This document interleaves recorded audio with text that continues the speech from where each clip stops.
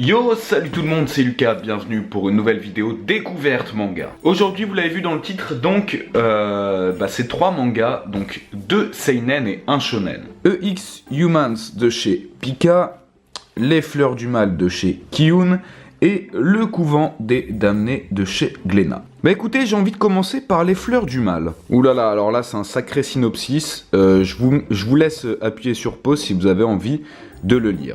Bon, je viens de finir ce tome 1 des Fleurs du Mal. Alors déjà, ce que j'avais pas vu, c'est que ce manga est fait par le même mangaka qui a fait Dans l'intimité de Marie. Pour ceux qui connaissent pas Dans l'intimité de Marie, c'est un manga où un jour, un mec qui est très amoureux, mais un peu de façon peut-être pas perverse, obsessionnelle on va dire, d'une fille, se retrouve dans son corps. Et justement, il peut le dire à personne, il doit garder ce secret pour lui, et essayer de vivre dans la peau de cette fille.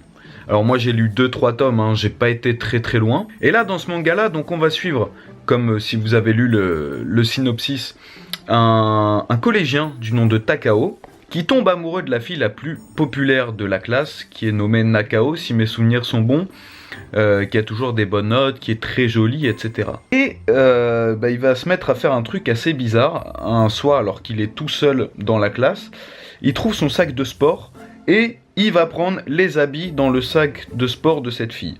Alors il est très amoureux d'elle, c'est pour ça qu'il va faire cet acte.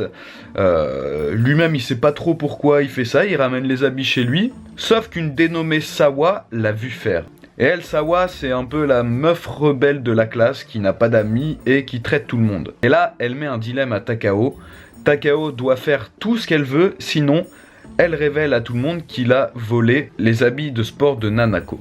Alors c'est là où c'est un petit peu dérangeant parce qu'on voit Takao rentrer chez lui qui se dit « Pourquoi j'ai fait ça? Je suis bloqué, j'aurais pas dû voler ses affaires. » Et d'un autre côté, il sniffe ses affaires, tu vois.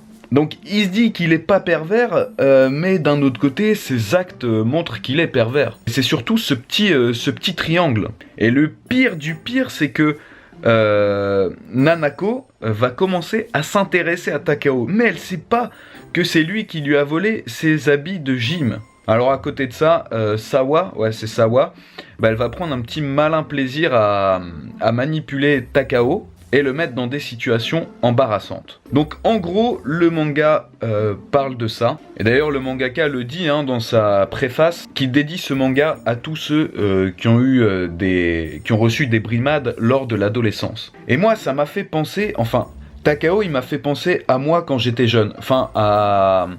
Pas dans la même mesure. C'est genre quand que j'étais collé ou que j'avais un mot dans mon carnet de classe et que je devais l'annoncer à ma mère, je rentrais chez moi, je stressais de ouf, je me disais faut que je dise, mais à quel moment est-ce que je dois le dire, comment je vais le placer, tu vois, je flippais de lui dire, mais je savais qu'il fallait que je lui dise. Bah là, Takao c'est pareil, il sait qu'il doit le dire à Nanako, mais il sait pas quand, comment, surtout que derrière il y a Sawa qui est au courant et qui peut tout balancer. Donc c'est un manga assez psychologique, en 11 tomes au Japon, et qui est sorti en animé, donc vous pouvez regarder l'animé, et aussi en pièce de théâtre. Donc c'est pas forcément le type de manga que je recherche actuellement, mais c'est pas mauvais, donc je crois que je vais prendre les tomes, les mettre d'un côté et tout lire d'un coup, quand tout sera sorti bien évidemment. On enchaîne avec EX Humans, donc de chez Pika, et déjà je dois vous avouer que la couverture est plutôt très stylée, surtout avec le petit fond gris là comme ça un peu en relief, c'est pas mal du tout. Alors au niveau du synopsis, Kagero et Momoji sont deux amis d'enfance qui ont vécu l'apparition de l'encre du néant dans le ciel, une gigantesque sphère noire qui a provoqué une catastrophe sans précédent. 10 ans plus tard, l'histoire se répète. Des créatures projetées par la sphère attaquent le lycée de Kagero et Momiji. Tous deux survivent à leurs blessures mais développent les capacités surhumaines. Devenu un Ember, Kagero n'hésitera pas à consumer la flamme de sa vie pour protéger celle qu'il aime. D'accord. On part sur un petit scénario basique, apparemment c'est en 5 tomes en plus, donc ça va pas traîner.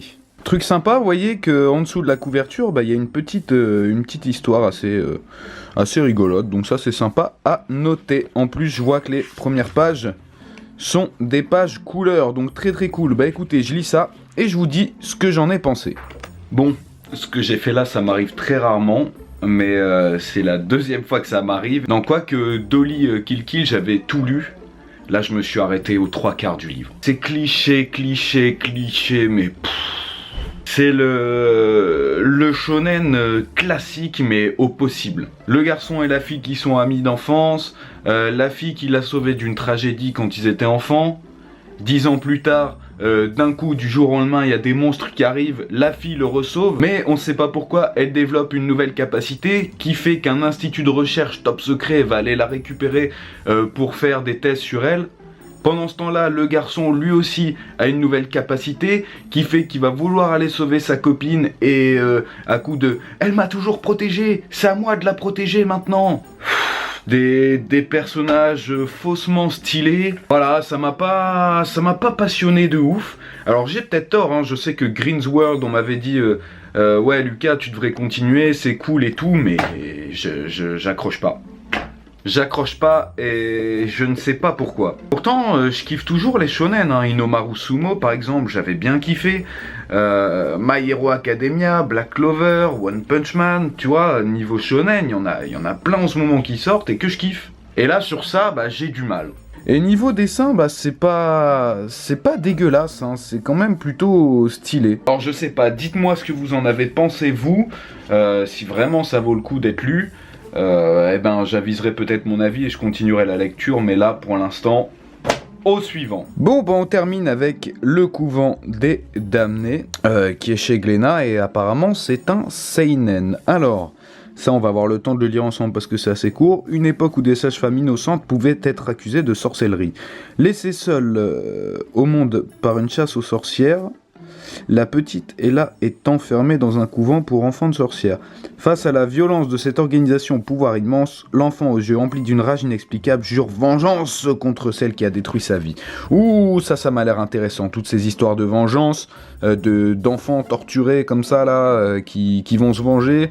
Vengeance qui vont se venger, c'est un peu normal. Ça a l'air gore, ça a l'air plein de sang, il y a l'air d'avoir beaucoup de trucs sympas là-dedans. Allez, c'est parti. J'ai ressorti le petit manteau là. Bon, je viens de terminer. Alors moi, ce qu'il faut savoir, c'est que de base, ce genre d'histoire au XVIe siècle, dans les églises catholiques et tout ça, c'est pas du tout mon kiff. Mais là justement, il y a la dimension sorcière qui est apportée. D'ailleurs, c'est bien mis en place dans la bonne première moitié du manga. Où on voit justement en fait, quasiment maintenant toutes les sages-femmes ou infirmières, même docteurs, ce seraient des sorciers et des sorcières de l'époque, hein, c'est n'importe quoi. Et donc on suit Ella qui vit avec sa mère, donc qui est une sorcière, et malheureusement il va se passer des choses, et elle va être amenée dans une sorte de monastère où on regroupe toutes les anciennes filles des sorcières. Et là elles subissent une sorte, même un lavage de cerveau, avec en plus des tortures, pour soi-disant les remettre dans le droit chemin. Sauf que la petite Ella, elle est maligne, elle va faire semblant que tout va bien, de suivre les ordres et tout ça,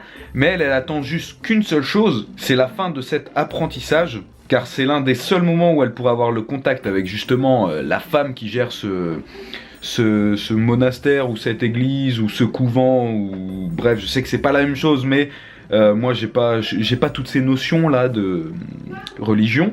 Et donc elle attend ce moment-là pour pouvoir se venger, puisque cette femme-là est à l'origine du drame qu'elle a subi quand elle était enfant. Et ça fait plaisir d'avoir une petite héroïne qui a la rage, qui a la niaque, qui se laisse pas faire.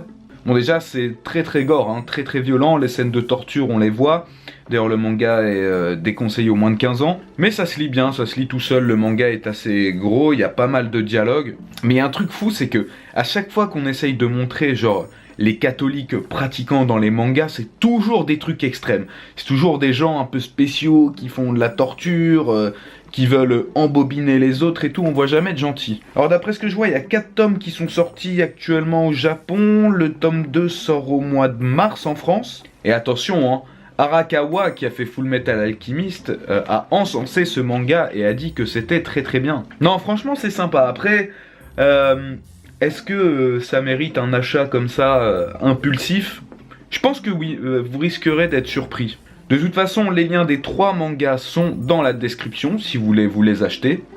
N'hésitez pas à me donner votre avis dans les commentaires.